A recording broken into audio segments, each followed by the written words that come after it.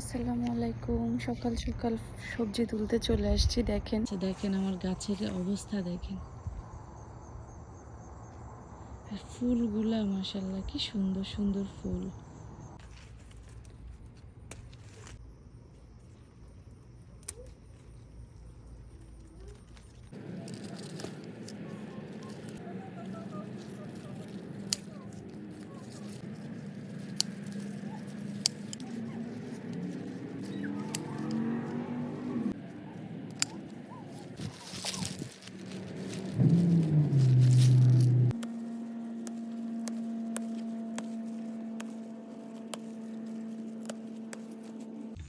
কলমি শাক তুললাম, দেখেন কি সুন্দর।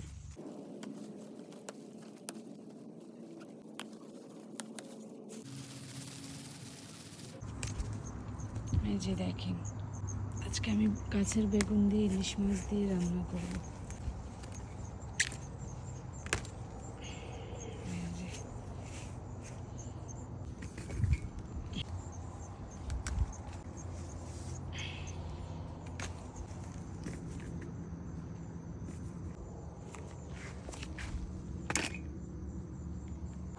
গতকালকে গাছে পানি দেইনি, আসিনি, ব্যস্ততায় আসা হয়নি। এখানে দেখেন কি সুন্দর লাউ আসছে।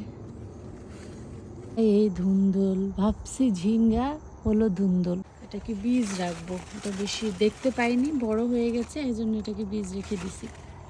এই যে এখানে একটা, মানে ধুন্দল অনেক মোটামুটি ভালোই ধরে, তবে ঝিঙ্গা বেশি ধরে। এই যে একটা, এই দুটাতেই হয়ে যাবে।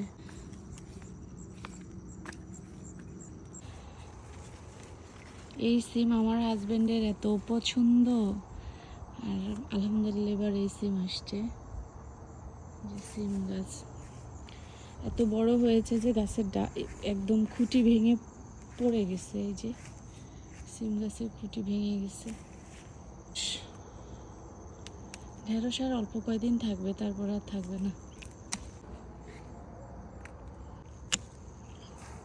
এই যে আলহামদুলিল্লাহ বেশি ভাঙ্গি হয়েছে দেখেই একটা মনে হচ্ছে শশা ধরে আছে।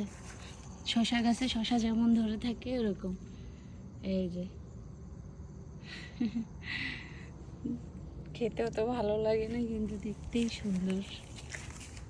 এই যে এই যে ঠান্ডা চলে আসছে তো ভাঙ্গি এখন আর বড় হবে না। কচুর শাক খাওয়া হচ্ছে না। এই যে মোর একটা পাতা। চলেন শেষ, আজকে এগুলাই রান্না করি।